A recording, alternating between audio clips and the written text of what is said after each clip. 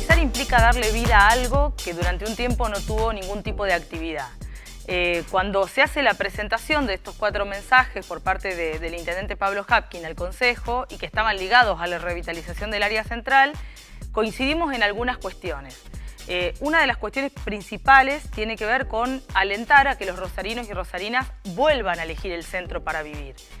Si vos querés darle vida al área central, es fundamental pensar en las personas.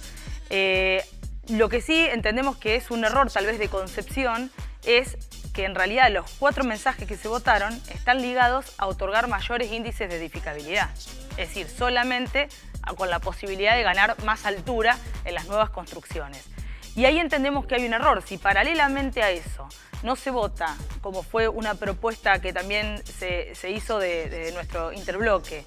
alguna propuesta generada para modificar algunas compensaciones que tiendan a generar programas de acceso a la vivienda para sectores medios, bueno, la realidad es que solo pensando en mayor edificabilidad, lo primero que se nos cruza es que es muy probable que esas nuevas construcciones, que esas nuevas viviendas empiecen a sumarse a las cerca de 65.000 viviendas ociosas que ya nos tiraba el censo del año 2010, es decir, viviendas que están pero que nadie las habita. Por otro lado, un error entendemos también de concepto,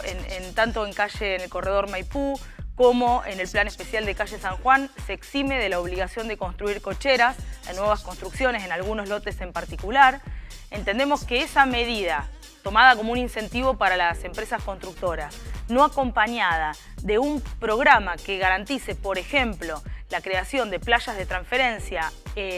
cerca del centro, es decir, permitirle al rosarino y a la rosarina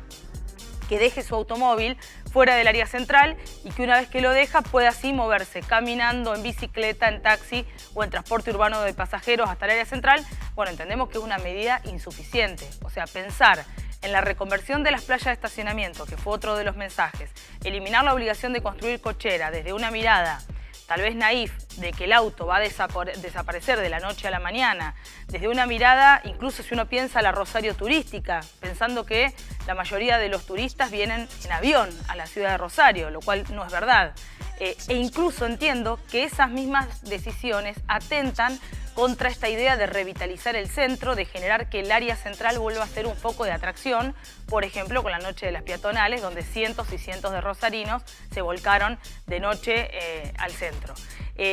Claramente, digamos, poder revertir estos procesos de degradación que sufre nuestro área central, que no es un proceso solamente que se dio en la ciudad de Rosario, es un proceso que sufre las grandes ciudades del mundo y que entendemos que está ligado a las nuevas formas de consumo, a las nuevas centralidades como los shopping.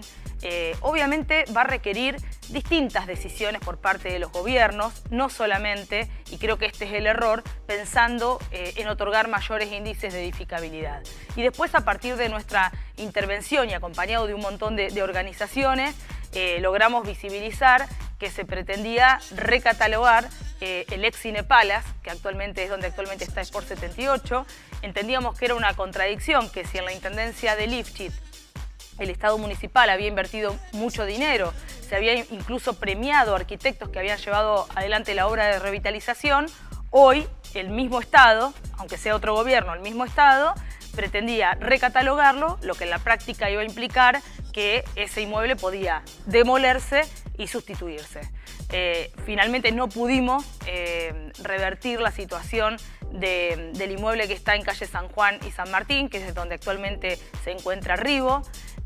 Allí lo que el Consejo votó a pedido de la Secretaría de Planeamiento y de la Intendencia es la declaración de ruina de ese inmueble, entendiendo que por el incendio que se dio hace 20 años, en ese lugar donde funcionaba un comercio de artículos plásticos,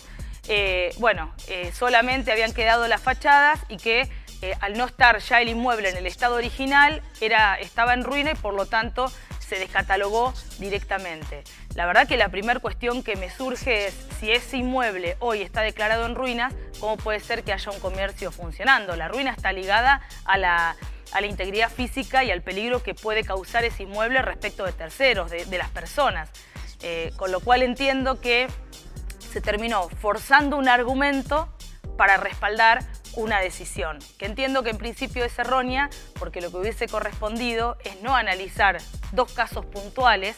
de su recatalogación o descatalogación, sino lo que tiene que hacer en todo caso la ciudad y el Consejo en particular es discutir la norma general de patrimonio. Volvimos a poner sobre la mesa una discusión que está ligada al cumplimiento de la normativa de los camiones gourmet o llamados food truck, que en realidad es un debate que ya iniciamos en el año 2015, cuando apenas se votó esta ordenanza, y que en la realidad te diría que no se cumple en prácticamente ninguno de sus extremos. Y lo que justamente le queríamos plantear e instalar en el Consejo Municipal es, discutamos esta nueva normativa, si no se está cumpliendo en absolutamente nada, porque quiero recordar que cuando se votó esta norma se decía que lo que se pretendía era otorgarle una nueva oferta gastronómica a los rosarinos, de tipo gourmet, de comida al paso, saludable, y cuando desde el año 2015 hasta la fecha uno evaluaba cuál era en